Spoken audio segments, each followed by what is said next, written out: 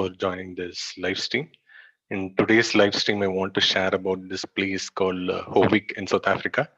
It's a small town or a place while going from Johannesburg to Durban.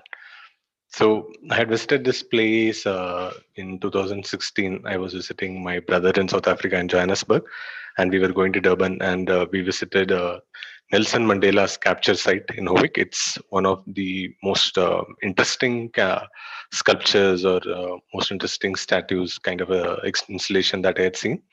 Let me just share my screen and show you some of the images from it. So if you can guess what this is, of course, these are just steel beams. They look like they are randomly set, but what actually is created by these steel beams is something interesting. So let me just play this video. Just hang on. Yeah, I believe you can see this video. This is right in between or in the middle of that particular installation. And as you are inside, probably since you're inside the installation, you can't see what it depicts, but as you go near a particular focal point, and this is me trying to get a glimpse of that perspective. Yeah, so when you look at the installation from a particular focus point, what you would see is the face of Nelson Mandela. This is Howick installation near the capture site of Nelson Mandela. The image would look something like this. Yeah. So as you can see, the image behind is that a face of Nelson Mandela formed through 50 steel beams. So this was done in, I believe, 2012, 50th year anniversary of Mandela being arrested in August of 1962. He was called as Black Pimpernel at that time because the South African white government was looking to arrest him at that time. He was evading arrest. He was meeting the revolutionaries. He was meeting people who are involved in the cause of freeing South Africa and also to abolish slavery or abolish apartheid. So he was going from Johannesburg to Durban, and in the car he was driving with a particular another communist activist, and he was arrested near this site. So that is Howick capture. That is in Howick, South Africa, and this is the Nelson Mandela capture site. So as you can see, there is a long walk, and then you get to this particular focal point where all these people are standing. From here, when you take the picture, the whole the whole statue comes into life. And as you can see, there is an elderly couple, probably from South Africa. I'm not sure. So they're looking at and in the middle you can see Nelson Mandela's face, beautifully made through 50 steel beams. Of course, he was in prison for almost 27 years, and then he came out, and then South Africa became independent, and they formed a democracy. He was a president from 1994 to 1999. So this particular site in Howick commemorates his capture, which was done, or which his arrest, which was done in 1962 during the white apartheid government. So this is just me walking towards that focal point. As you can see, there is a long walk to freedom, as in his biography is also called, autobiography is called Long Walk to Freedom. Similarly, you also have to, while you're in the site, have to walk till that focal point, and then then Nelson Mandela's face comes in full view. So this is just me walking towards that focal point. As you can see, as I keep walking towards that particular point, the face slowly starts forming. And as you can see, a lot of people are already taking pictures here. Yeah, it says character comrade. Let me just read that. There's a small plaque there. Character comrade, leader, prisoner, negotiator. Yeah, Nelson Mandela is also known for being a very strategic negotiator. That's something which I learned during that trip. There is also a particular museum of apartheid, struggle against apartheid in Johannesburg. That's also like a phenomenal museum. If you get to visit Johannesburg, do visit that. So yeah, this is the Howick Memorial, Nelson Mandela Memorial capture site, and this is the particular road near which he was captured. Now it's like a path or a road between Johannesburg and Durban. And there was this is my brother, his friends, and my nephew. This is my nephew. Yeah, so we were all there looking, and there is a particular maze truck with cars which is also going at on that particular day. Yeah, this sculpture commemorates the arrest of Nelson Mandela on this road in 1962. The arrest set in motion his trial and subsequent 27-year incarceration and long walk to freedom. So that's the travel or the place that I wanted to share.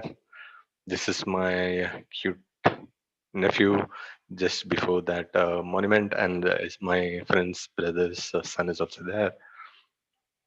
Yeah, more pictures on the same monument, and this is my nephew. And also there is a interesting museum, kind of like a makeshift museum. At least when I visited, it was a makeshift museum with a lot of what can you say, kind of flexboard kind of information was there. It was about Mandela's life, why he was captured, when he was captured, what are the struggles in his life. Incidentally or interestingly, Mandela's name, I'm trying to remember stuff here, so I may be wrong. If I remember correctly, Mandela's name in their South African language means someone who is shaking a tree, or someone who is like metaphorically means who is shaking an established establishment or a government or a status quo. So that's Mandela's what Mandela name means in their native language. Yeah, this is from inside that capture site memorial. If you can read, it says a party was held in Mandela's honor on 4th August in Durban at the home of photojournalist G.R. Naidu. I believe he's an Indian origin photographer. And there are some unfamiliar guests. Although Mandela's comrades worried that he seemed to be risking arrest, he appeared unconcerned. So this is Mandela, this is G.R. Naidu, and he drove with, yeah, this is the person he drove with, Cecil Williams. On the old main road, Johannesburg, Durban Road, Mandela would often stop for refreshments at Token's old store. Okay, probably there was some kind of a store nearby. And while they were going to Durban, he was captured. There was also an interesting story that the policeman asked him to do at that time when, on the day when he was captured, to self-identify himself. Of course, Mandela doesn't do that. He says an interesting story. I couldn't remember that particular story, and but the policeman knows that this is Mandela, and then he gets captured. Yeah, a lot of information about their constitution, about Nelson Mandela's after he during his struggle in prison, as well as after he was released from prison. What are the steps that he took for bringing peace and more equality, equity, and justice in South Africa? It's all captured in near that museum in that in the near the capture site.